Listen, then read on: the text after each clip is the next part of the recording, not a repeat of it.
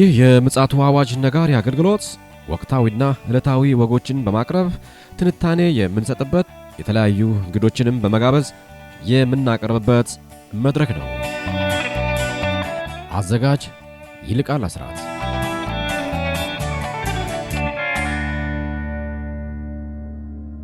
ውድ የምጽአቱ አዋጅ ነጋሪ አድማጮቻችን ከባለፈው ክፍለ ጊዜ ቀጣይ የሆነው መርሃ ግብር አሁን ይዘን ቀርባለን። መልካም ጊዜ እንዲሆንላችሁ እንመኛለን።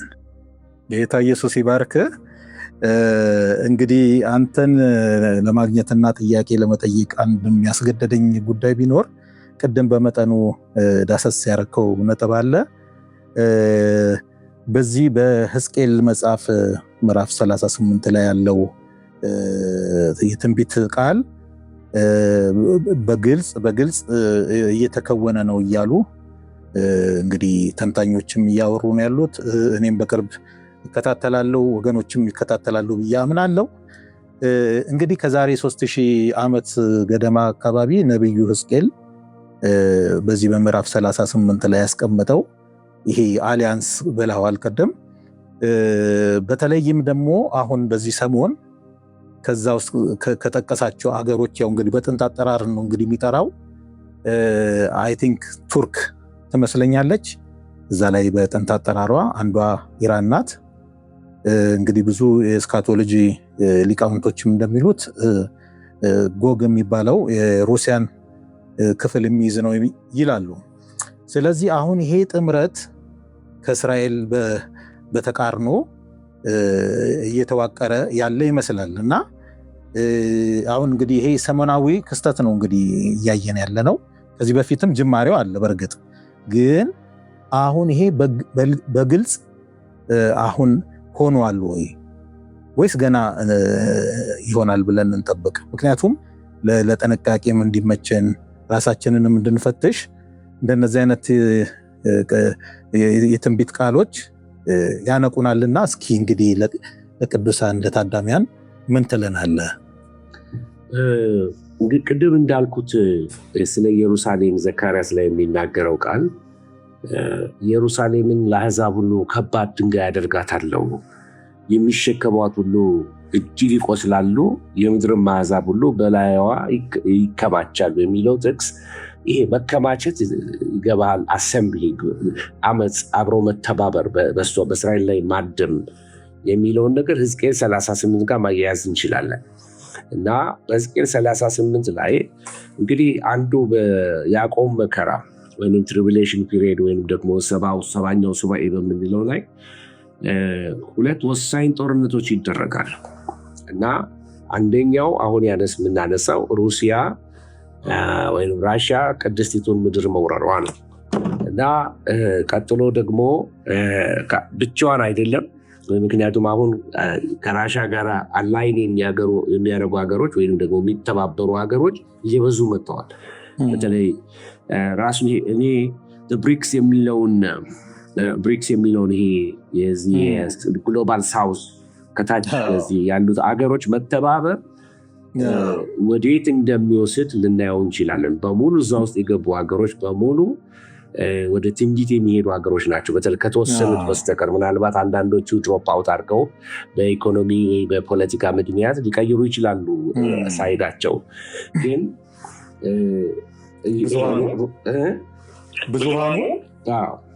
ብዙዎቹ እዛ ውስጥ ያሉት አይተህ እንደሆነ ቻይና አለች፣ እዛ ውስጥ ብራዚል አለች፣ ኢንዲያ አለች እና ክርስቲያን ሀገሮች አይደሉም። በተለይ እነዚህ ሀገሮች ኮሪያን ጨምረ ኢትዮጵያን ጨምረ ኤርትራንን በቅርብ ከተዋል። ምክንያቱም ፕሮፌቲክሊ ኢትዮጵያ ሲል ኤርትራንም አብሮ ነው የሚይዘው። ሊከት ይችላል። ለምን አሁን ባለው ማፕን አይደለም የሚያወራው፣ ገባህ?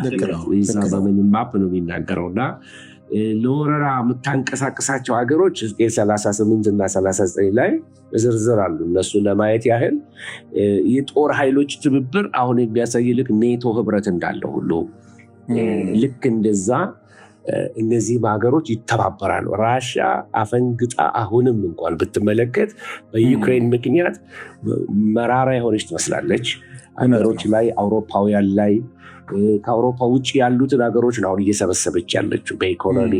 አሁን ራሽያ አፍሪካ ሰሚት ነበረ ሪሰንት ላስት ይር ነው ዲስ ይር ነበረ ለእኛ እና መጽሐፍ ቅዱስ የሚለን አንዱ ማጎግ በመጽሐፍ ቅዱስ ስም ይሄ በቃ በውስጥ የመንግስት ኃይል ነው። ማጎግ በውስጡ ሞሳ እና ቶቤል የሚባሉ ሁለት ታዋቂ ከተሞች አሉት። ሞሳ ሞስኮ ነው አየኸው። ስለዚህ ማጎግ በውስጡ ሞስኮን የያዘ ነው። ቶቤል ሌላ ከተማ ነው። ስለዚህ የራሽያ እንደሆነ ሕዝቅኤል 38:2 ላይ ቁጥር 15 ላይ ትመለከታለህ እና በዘፍጥረት 10 ላይ ሄደህ ስትመለከት የኖህ የልጅ ልጆች ናቸው እና በስተሰሜን ራሽያ የሰፈሩ ናቸው እና ማጎግን መጽሐፍ ቅዱስ ምልክት ሲሰጥ ከእስራኤል በስተሰሜን ያለ ሀገር ነው ይላል እና በካርታ ላይ ሄደህ ቀጥታ ከኢየሩሳሌም ኢየሩሳሌም የምድር እምብርት ናት እና ኢየሩሳሌም ተነስተህ ቀጥ ያለ መስመር ወደ ላይ ብትወስድ ወደ ራሽያ ወደ ሞስኮ ነው የሚወስድህ። ቀጥ ያለ መስመር ብታሰመር እና ይህ ቀጥታ መጽሐፍ ቅዱስ እንዳልታሳሳተ ትክክለኛ ነገር እንደጠቆመ እንታያለን። በፖዚሽንም ስሟን እንኳን ብትቀይር ማለት ነው እና 38 ሕዝቅኤል 5 ላይ ራሽያና አጋሮቹ እስራኤልን እንደሚወሩ ይናገራል። እነዚህ አጋሮች ፋርስ የዛሬዋ ኢራን ናት። ኩሽ የዛሬዋ ኢትዮጵያ፣ ሱዳን፣ ኤርትራ ሜይ ቢ ሳም አፍሪካን ካንትሪስ አንዳንድ አፍሪካ ሀገሮችንም ሊጨምር ይችላል። ፉት የዛሬዋ ሊቢያ ናት። አፍሪካ ነው እሱ። ጎሜር የዛሬዋ ጀርመን ናት። ተርገማ የዛሬዋ ቱርክ ናት። ተመልከት ኬት እንደሰበሰባቸው እና ምን አይነት ነገር ይፈጥረዋል ይሄን አላያንስ ይህንን ህብረትና ትብብር ምን ይፈጥረዋል? እሱ ፖለቲካ ነው። እስቲል እየዘራ ያለ ነው። አየህ በውስጥ በዓለም ያሉ የጸረ ክርስቶስ ስፒሪት እነዚህን ሀገሮች በፖለቲካ እያጋጨ የሚሆን በኢኮኖሚ እያዋደደ ይሆን እዚህ ዓለም መንፈስ ያገጣጥማቸዋል፣ ወደ ትንቢት ይነዳቸው ማለት ነው። እና ትልቁ ጥያቄ ምንድነው? ይሄ ወረራ መቼ ይሆናል ነው። እና እንደ ትንቢታዊ ሰሌዳ ከሄድን እኔ ማምነው ከቤተክርስቲያን ንጥቀት በኋላ ነው ብዬ ነው ማምነው። ምክንያቱም በመከራ ዘመን ውስጥ እንደሚሆን ምንም ጥርጥር የለውም። ምክንያቱም እስራኤል ለጥቂት ጊዜ ሰላም ታገኛለች። አሁን ግን ሰላም የላትም። ሕዝቅኤል 38:11 እንደሚነግረን የመከራው ዘመን ራሱ 3 ዓመት ተኩል የያዕቆብ መከራ ተብሎ ተጠርቷል። ይሄ የቤተክርስቲያን መከራ አይደለም፣ የያዕቆብ መከራ ነው። የ3 ዓመቱ ተኩል የመከራው ዘመን መጀመሪያ ላይ እስራኤል ከጸረ ክርስቶስ ጋር ተስማምታ ለጥቂት ጊዜ ሰላም እንደሚኖራት ዳንኤል 9:27 ይነግረናል። ስለዚህ ሩሲያ እስራኤልን የምትወርበት ምክንያት መጽሐፍ ቅዱስ በሕዝቅኤል 38:23 እግዚአብሔር ራሱ እንደሚስባት ስብ ያመጣዋለሁ ነው የሚለው እና ከእስራኤል ለተለያየ ነገር ለዓላማዋ ምናልባት ምርኮን ለመሰብሰብ ለመበዝበዝ ምንድን ነው እስራኤል ላይ ያለ ምርኮ ብዬ ሳስብ አንደኛ እስራኤል እንደ እስራኤል ወደ 260 ቢሊዮን የሚገመት በሞት ባህር ውስጥ አላት የሚባል ጨው አለ፣ ማግኒዚየም አላት፣ ክሎራይድ አላት፣ ቤንዚን አላት። አልወጣም፣ እዛው ሞት ባህር ውስጥ ነው ያለው እና አረብ ሀገሮች እንግዲህ ካላቸው ጥላቻ የተነሳ አንዳንድ አረብ ሀገሮች ጸሎታቸውን እንኳን ብትሰማ አሜሪካንን አጥፋልን፣ እስራኤልን አጥፋልን ጸሎታቸው ጀማንም ጁማንም የሚባሉ በየአርባ ጸሎታቸው ላይ ይህን ጸሎት ይጸልያሉ። በተለይ በመካከለኛው ምስራቅ አካባቢ እና ሩሲያ የእስራኤልን የምትወርበት ምክንያቶች ያሉ። ከዚህ ውስጥ አንድ ያልጠቀስኩት ነገር ሳባ የሚል ተጠቅሷል። ከወራሪዎቹ ከእስራኤል ጋር ከራሽያ ጋር ከሚተባበሩት አገሮች እና ሳባውያን በየመንና በሰሜን ኢትዮጵያ የሚኖሩ ህዝቦች ናቸው። ከዚህ የተነስቼ ነው ኤርትራን የጨመርኩ። ሕዝቅኤል 38 ላይ 13 ላይ ያለው ሌላ የተጠቀሰ ሀገሮች ደግሞ ዲዳን የሚላል። ዲዳን ይሄ ደቡብ አረባውያን ናቸው ከታች ያሉ እና ሌላው የተጠቀሰችው ተርሴስ ናት። ተርሴስ የሁላችን እንደምናውቀው ስፔን ናት እና በብሉይ ኪዳን ወደ 21 ጊዜ ትጠቅሳለች። በመርከብ የምትገለገል ሀገር እንደሆነች ይናገራል ሕዝቅኤል ላይ እና ተርሴስ ሲለን ስፔን ሲለን ለእኔ የሚነግረኝ አንዱ ሜይ ቢ የአውሮፓ ህብረት ሊገባበት ይችል ይሆን ጥያቄ ምልክት ታደርጋለህ።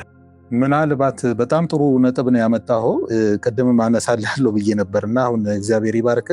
ይሄ አሁን ሙሉ አውሮፓ ይሆናል ብዬ ባልገምትም ሰሞኑን እንግዲህ ያው እኔ በርከት ያሉ ሚዲያዎችን ስለምከታተል አሁን ያልከው በጣም በትክክል ነው። አሁን ተርሴስ ያልከው አሁን ስፔን፣ ፈረንሳይና ጀርመን አጌንስት ሆነዋል፣ በተቃርኖ ቆመዋል።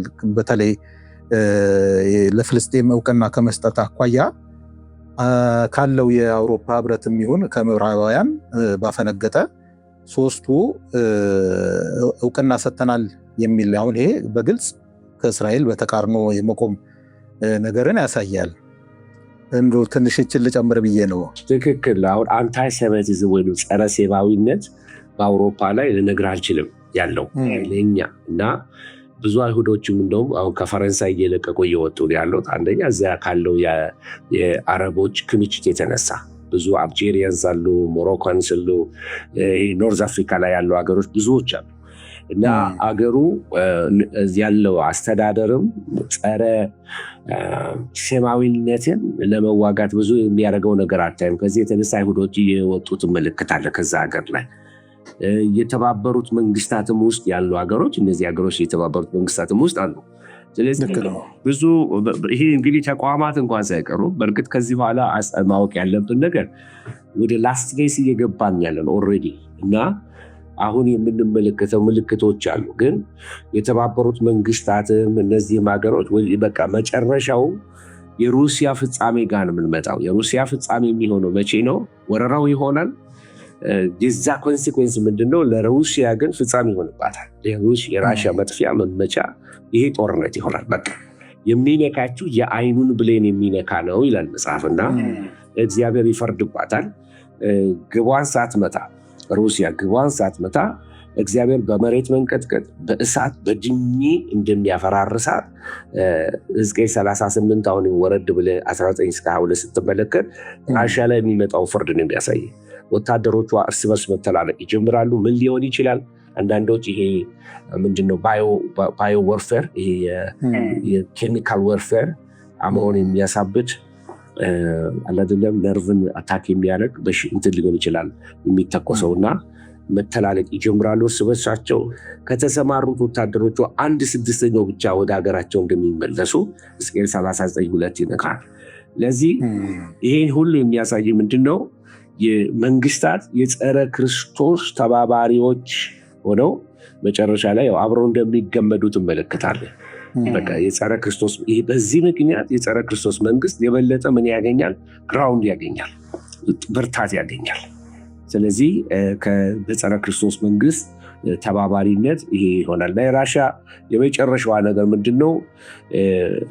ስፒሪቹዋሊ ካየኸው በዚያ ጊዜ ላይ ብዙ አሕዛብ ወደ እግዚአብሔር እንደሚመለሱ፣ አይሁድም ራሳቸው ወደ ጌታ እንደሚመለሱ ከመከራው የተነሳ ማለት ነው። ኦፖርቹኒቲ ደግሞ ይከፍትለታል ለጸረ ክርስቶስ ዓለምን በቃ ካለው ከሰላም መደፍረስ የተነሳ ዓለምን የበለጠ በኮንትሮል ውስጥ እንዲያስገባት እንዲቆጣጠራት ያደርጋል። እና ከአይሁድ ጋር ያለውን ኪዳኑን አፍርሶ 3 ዓመት ተኩሉ ሲያልቅ ዮናስ ከአሳ ነባሪ ሆድ እንደተተፋ እስራኤል ትተፋለች። ስለዚህ በአይሁድ ላይ የሚነሳ ታላቅ መከራ ይጀምራል። ዳንኤል 9 ራዕይ 13 ይህንን ያሳየናል ማለት ነው። ኦቨሮል ሳየው እንግዲህ ሕዝቅኤል 38 ይህንን ይመስላል። አይ እግዚአብሔር ይባርክ። በጣም በቂ ማብራሪያ ነው የሰጠህን። እንግዲህ ያው ሰምተን በተግባር እንድናውል እግዚአብሔር መንፈስ ይርዳን። ይህ ክፍለ ጊዜ በዚህ አላበቃም። ቀጣዩን ክፍል በሚቀጥለው ክፍለ ጊዜ ይዘን እንቀርባለን። እስከዚያ ድረስ ሰላም ለእናንተ ይሁን። አዘጋጅና አቅራቢ ይልቃል አስራት ነበር። ለዛሬ ያዘጋጅንላችሁ ይህንን ይመስላል። በሌላ ጊዜ በሌላ ርዕሰ ጉዳይ እንገናኛለን። የምፅዓቱ አዋጅ ነጋሪ አገልግሎት። መልካም ጊዜ